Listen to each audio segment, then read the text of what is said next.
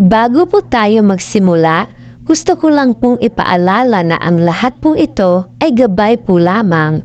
Kung hindi po kayo naniniwala sa mga ganitong content, pwede niyo pong i-skip ang video ito or scroll down na lang po kayo.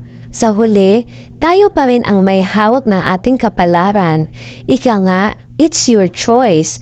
Mas maigi na rin po na kahit papaano ay may mga gabay para sa mga dagdag ideya kung nararapat pa bang sundin ang gusto natin o ang lahat ay magiging go with the flow na lamang. Panatilihing magdasal palagi at sa huli ang Panginoon pa rin ang magdidesisyon na nakakabuti sa atin.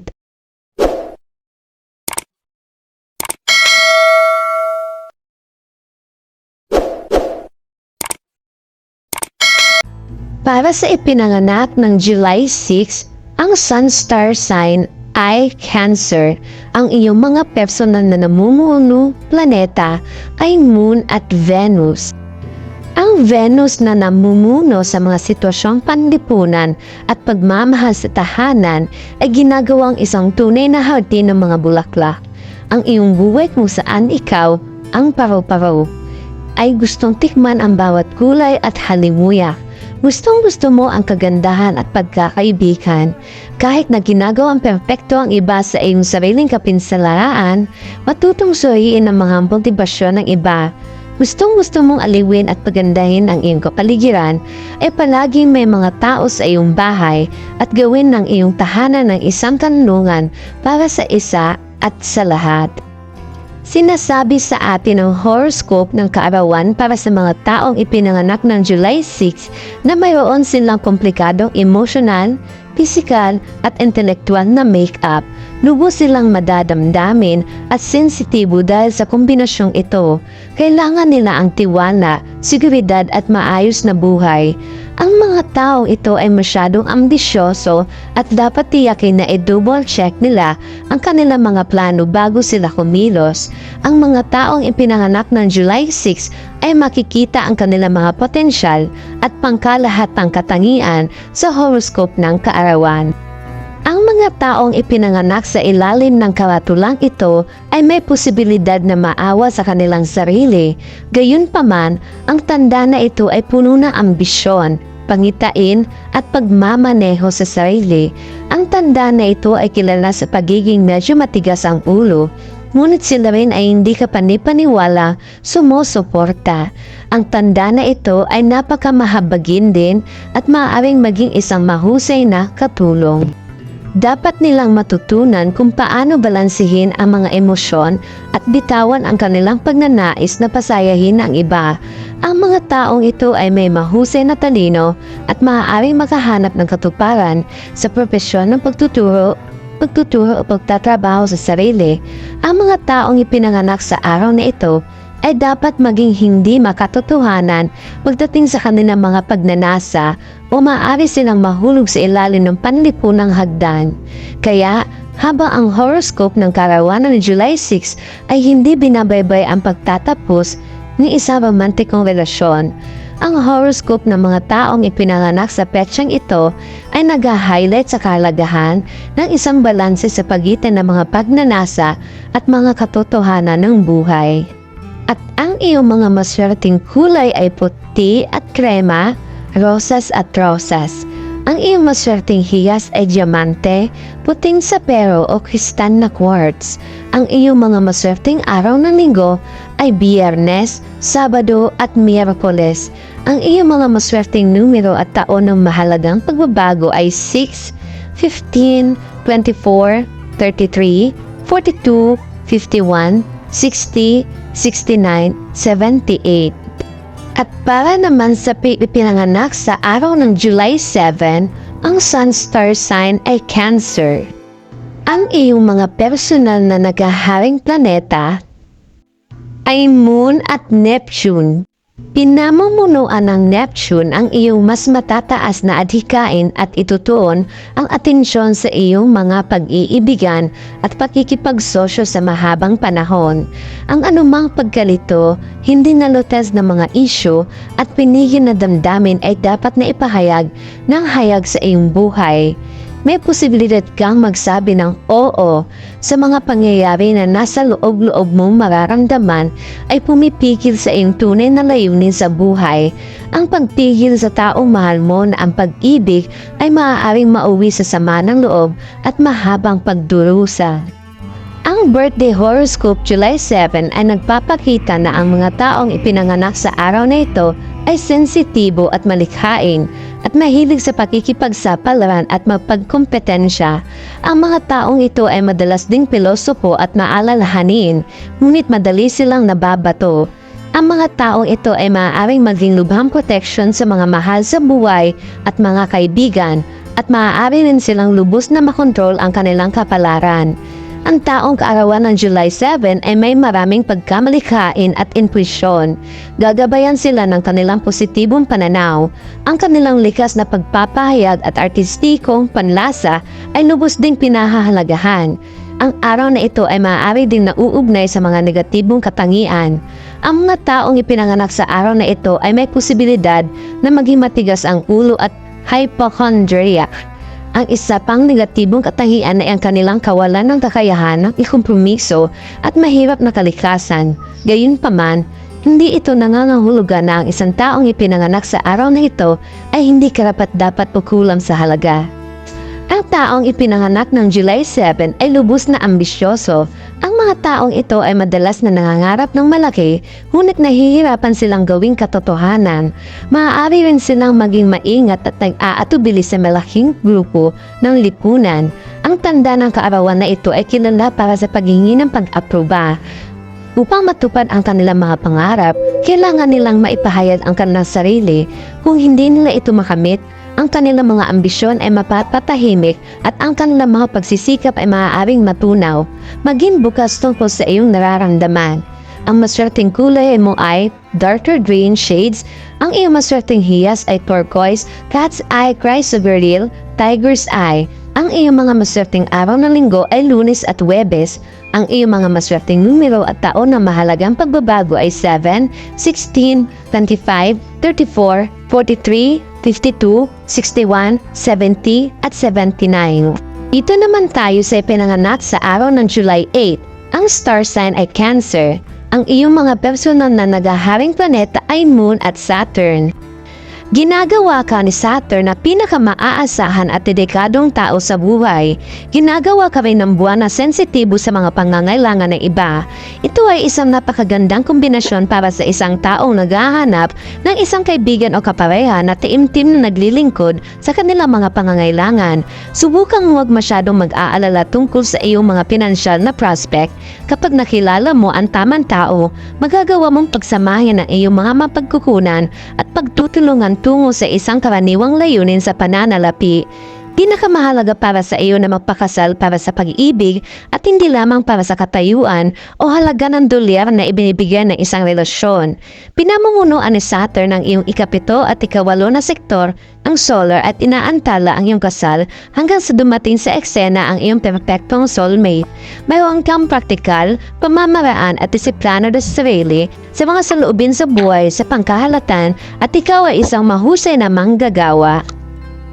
Ang horoscope ng kaarawan para sa July 8 ay nagpapakita ng ilang pangunahing katangian ng kaarawan na ito. Bilang karagdagan sa mga pangunahing katangian, ang horoscope ng kaarawan na ito ay nagbibigay din ng impormasyon sa zodiacal sign ng tao, ang kanilang mga kalakasan at kahinaan. Dapat mong ipagpatuloy ang pakikinig kung ikaw ay pinanganak ng July 8. Narito ang ilang tip upang matulungan kang piliin ang tamang tanda para sa iyong sarili.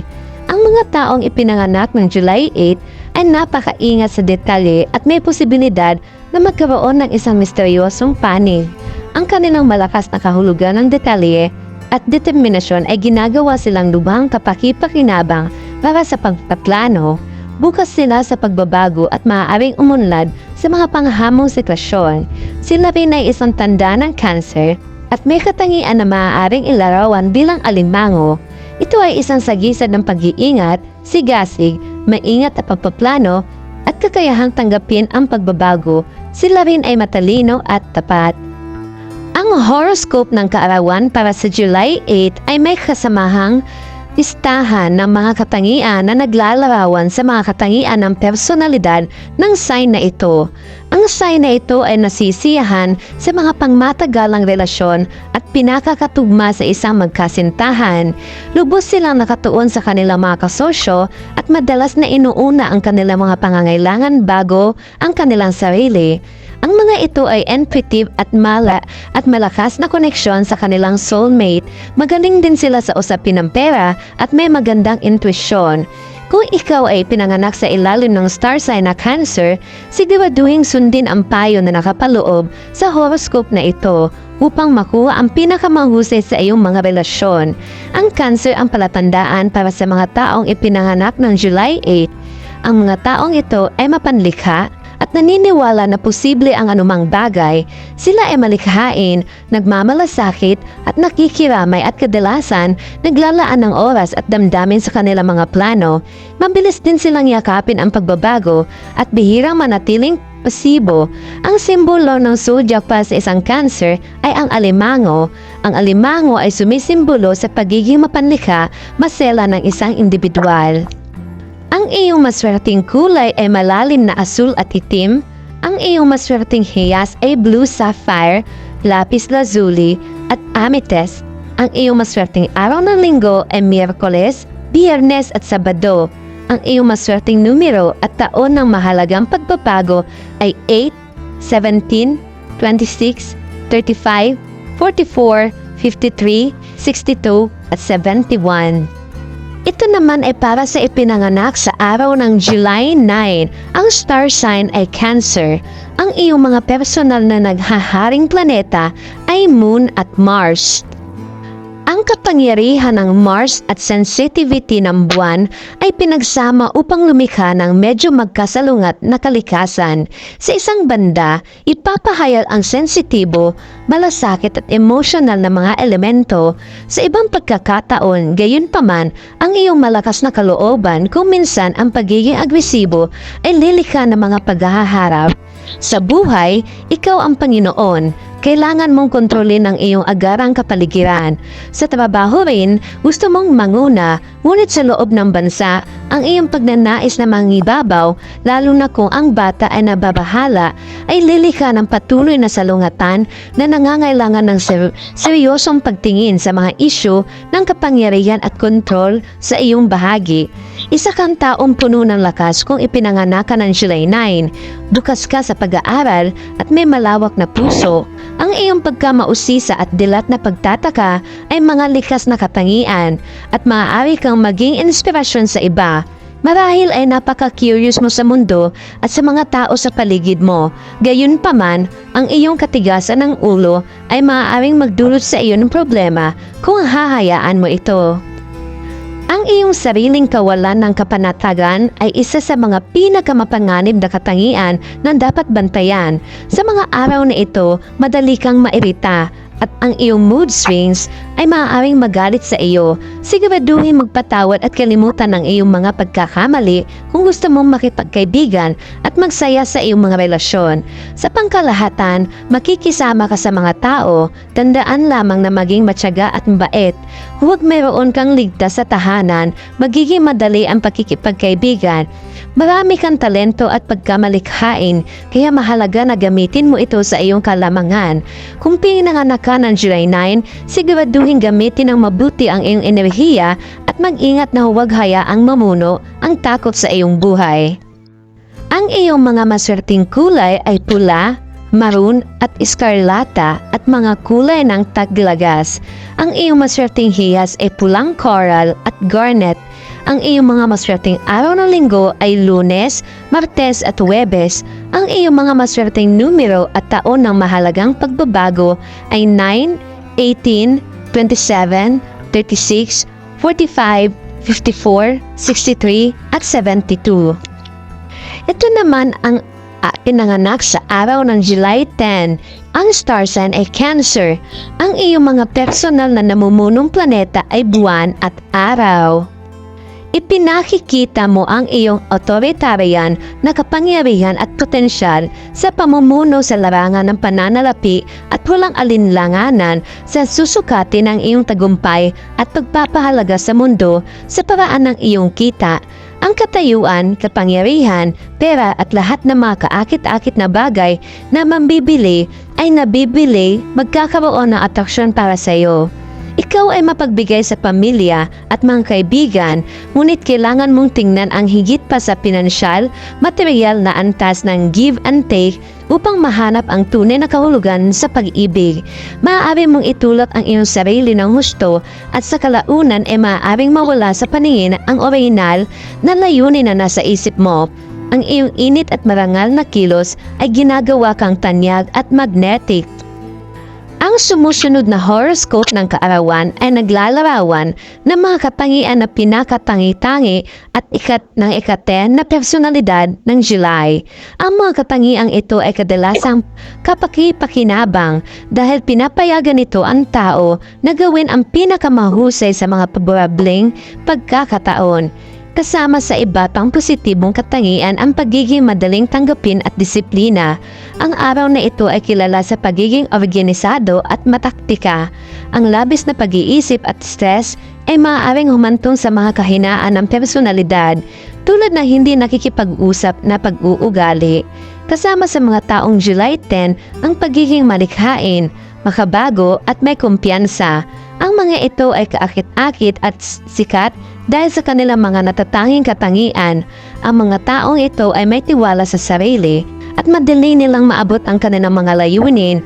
Mahalagang maunawaan na ang tagumpay at mga tagumpay ay hindi palagi nauugnay sa personalidad ng isang tao. Ang mga ipinanganak ng July 10 ay maaaring hindi perpektong kasosyo, ngunit maaari silang maging napakagiliw at tapat sa kanilang kapareha. Gayunpaman, ang kanilang pagiging impulsive at proteksyon ay maaaring humantong sa kanilang pagpapakita ng kahina-hinala o overprotective, ngunit ang mga katangiang ito ay hindi karaniwan sa Cancer zodiac. Sa kabila ng mga negatibong aspeto, ang kanilang astrological sign, Cancer, ay isang napakatalino at mapagmalasakit na tao. Sinasalamin nito ang kanilang pag-aalaga at sensualidad. Kung ang pagkamahiyain ay isang hadlang, dapat silang magtrabaho sa pagiging mas bukas at palakaibigan.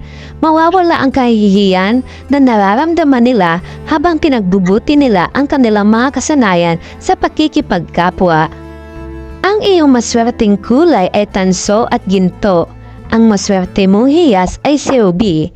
Ang iyong maswerteng araw ng linggo ay Linggo, Lunes at Huwebes. Ang iyong maswerteng numero at taon ng mahalagang pagbabago ay 1, 10, 19, 28, 37, 46, 55, 64, 73 at 82.